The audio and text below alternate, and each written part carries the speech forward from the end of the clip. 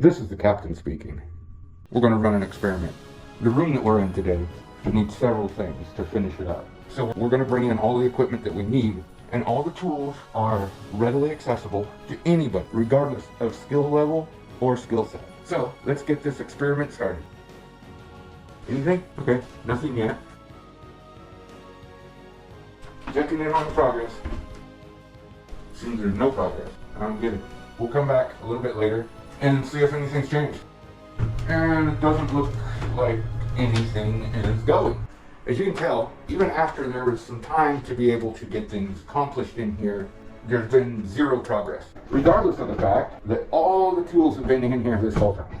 Which kind of leads me to believe that regardless of what a lot of people say, a piece of equipment cannot perform a task unless there's a person attached to it. And that task ends up being dictated by that person, not by the piece of equipment. It's kind of interesting how that works out, huh? Do with that what you will.